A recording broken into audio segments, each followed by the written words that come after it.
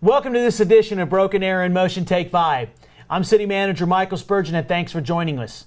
With me today is the city's Emergency Management Director, Jamie Ott. Jamie, how you doing? Doing great, sir. Great to have you today. Folks, we're going to talk about emergency management operations in the city of Broken Arrow with Jamie. So let's get started here. My first question to you is, tell us how long you've been with the city and what your background is. I started with the city about 18 months ago. My background is primarily law enforcement and emergency management.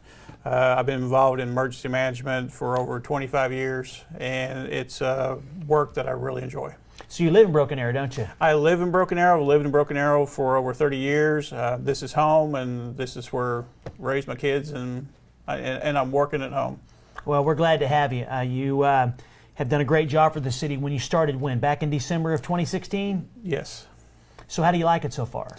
I'm enjoying it. The people within the city are great to work with. It's almost like a family atmosphere here when you come to work. It's a great place. Couldn't agree with you more. Okay, so where is the Emergency Management Center located, Jamie? The Emergency Operations Center, the EOC, is located in the Public Safety Center within the Police and Fire Department Administration building.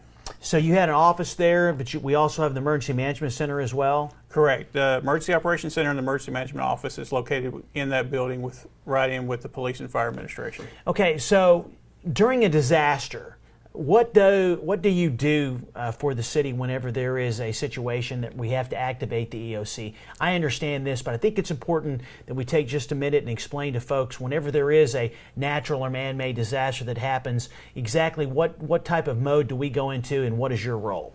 My role within the disaster is really supposedly is support.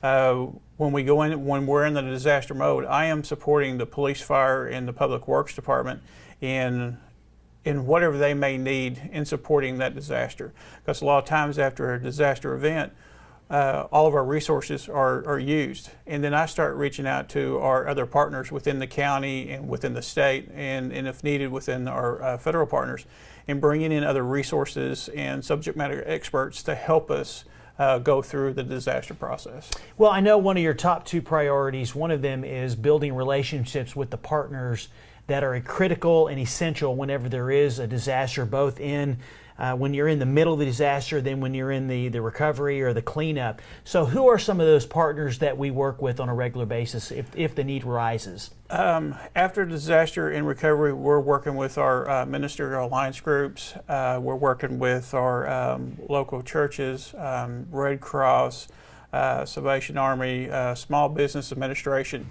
We're working with a lot of different groups that we bring them together to the table and to help bring resources in to help the citizens who've been affected by the disaster. So it's not just one group or one person that's facilitating this. We're bringing in a lot of different agencies to help us get through the process. Well, this time of year, obviously, there's the potential for severe weather. So what do you focus on in those months when basically Oklahoma is in Tornado Alley? So what is it that you and the folks in public safety are focusing on this time of year? Well, we kind of go over our response modes, that as weather comes in, we play, what if games. What if this happens or what if that happens? And also I work with the National Weather Service and our other area emergency managers, and we kind of go over our plans if something happens, how we can help each other out. We prepare.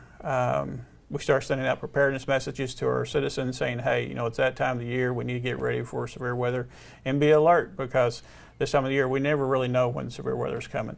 So it's a coordination of working with different groups and and looking ahead in the forecast and seeing what we may be looking for as far as severe weather.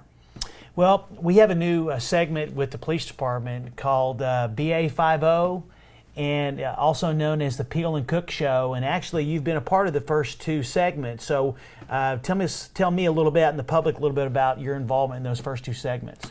They came to me and they just want to try and get the preparedness message out to the public as far as working with shelters and having different ways to receive watches and warnings.